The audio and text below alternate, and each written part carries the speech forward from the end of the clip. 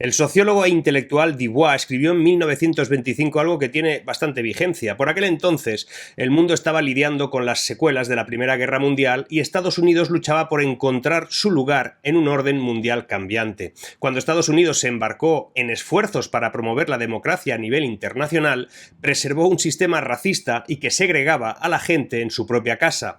¿Cómo podría ese país fomentar la igualdad racial y económica en el extranjero?, se preguntó Dubois, si ni siquiera podían hacerlo a nivel doméstico. En el año 301, el emperador romano Diocleciano ejerció de banco central para luchar contra la inflación y ordenó hacer fuera lo que no era capaz de cumplir en su casa. Quédate, que hoy te voy a demostrar que la historia se repite y, como siempre, lo que te voy a contar te interesa.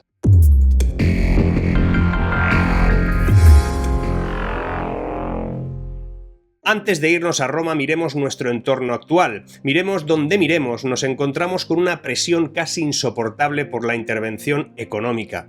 Energía, precios de todo tipo, distorsión de las cadenas de valor y de producción. Es tremendo, pero la tendencia es clara. Da igual la excusa, el control es el remedio. Ahora tenemos una nueva herramienta, que hubiera estado justificada tal vez en otro momento, pero que ahora tal vez sea el motivo de la quiebra del sistema. La Reserva Federal, el Banco Central Europeo y todos los bancos centrales suben tipos pensando que no nos damos cuenta, que no tienen ni idea de cómo enfrentarse al monstruo que ellos mismos han creado. El Banco Central Europeo dice que hay que intentar poner encima de la mesa una respuesta contundente contra la inflación, que también ayude al euro a intentar luchar contra la debilidad que está padeciendo frente al dólar. Le suman que en cuanto sea posible se dejará de comprar deuda, aunque digan que no la compran, sí la están comprando, aunque ahora le llaman plan antifragmentación. Recordemos que si subes mucho los tipos encareces los créditos que las empresas necesitan y creas recesión. Pero si tienes inflación en casa, en teoría, hacer lo que ha hecho el Banco Central Europeo, subir los tipos, sería lo correcto.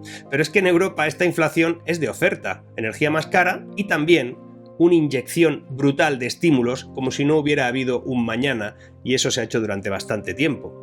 Tu economía necesita un euro fuerte frente al dólar para ser sostenible. Por eso, la guerra, la inflación, la recesión, las sequías, el incremento de costes de todas las industrias, huelgas, reducción de líneas de producción, éxodo de capitales, revueltas y elecciones que lo van a distorsionar todo provocan todo lo contrario y se debilita la moneda europea. Como eso no lo podemos mantener mucho tiempo, no hay otra que subir los tipos para fortalecer la rentabilidad y el valor del euro, aunque te cargues, de paso, el financiamiento de las empresas que ya sufren por la inflación y que no se va porque además encareces la impagable e incobrable deuda del sistema financiero de la Unión Europea. Además, tenemos un problema. El sistema económico europeo está dopado hasta tal nivel que sin estímulos es incapaz de competir adecuadamente. Como no se les puso entre la espada y la pared, los bancos pues no cayeron, y las grandes empresas institucionalizadas tampoco, eran demasiado grandes y se podrían haber llevado a Europa por delante, decían, pero a cambio se inundó la economía de estímulos y fingieron que eso era generar riqueza, y vivimos todos como si fuéramos una especie de Corea del Sur. Ahora tenemos una falta total de perspectiva y de datos reales de cuál es la situación.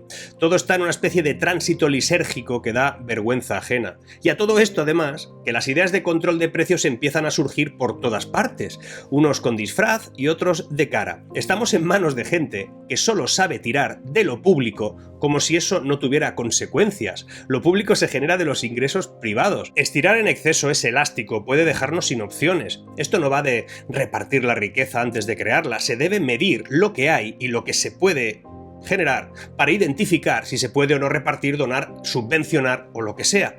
Pero controlar precios, cadenas de distribución o valor es suicida, y todos se parecen bastante, mucho diría yo. Algunos dicen que el control de precios es inaceptable, a la vez que olvidan todas las intervenciones del mercado y subida de impuestos que acometieron cuando gobernaron, o lo que es peor, donde gobiernan ahora. Es que cuando mandas, te institucionalizas y te conviertes también un poquito en papá Estado.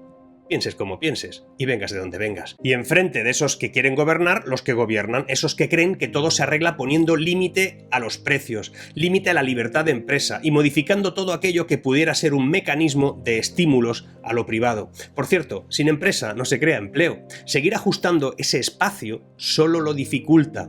Igual, si vamos a la historia, se entiende mejor. En el año 301 de nuestra era, el gobierno del Imperio Romano tenía un amplio sistema de seguridad social en su capital, Roma, para literalmente mantener a los ciudadanos romanos carentes de medios de fortuna y dotados de un derecho al voto, sobre todo para algunas autoridades.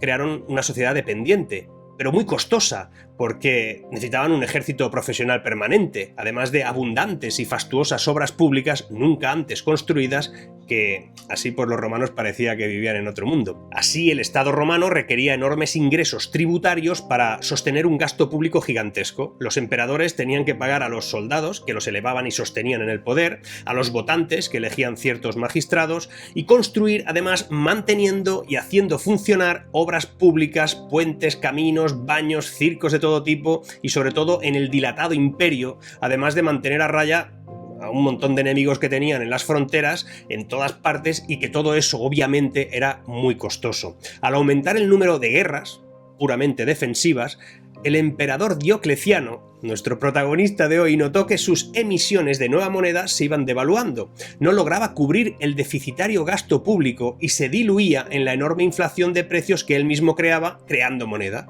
No vio la relación entre la caída de la producción y las regulaciones que imponía, ni entre la falta de productividad y el desempleo de hombres libres. El hombre no entendía, como no entienden muchos hoy, que si se restringe la oferta con regulaciones, controles y privilegios, se aumenta la demanda con emisión inorgánica de dinero, y eso, al final, tiene como mínimo consecuencias inflacionarias de precios, a la vez que generas escasez recurrente de bienes y servicios. Igual decís, pero si ahora no hay emisión inorgánica de dinero. Pues sí que la hay. Fondos europeos, compra de deuda contra la fragmentación, subvenciones, subsidios y rentas. Como cada vez la moneda vale menos, la dependencia aumenta.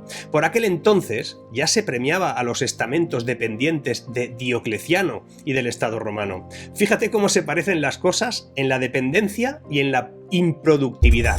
Si buscamos los empleados públicos que cobran más de 60.000 euros brutos al año en España, veremos que en el 2018 eran 600.000 y en 2020 740.000, un incremento del 21%.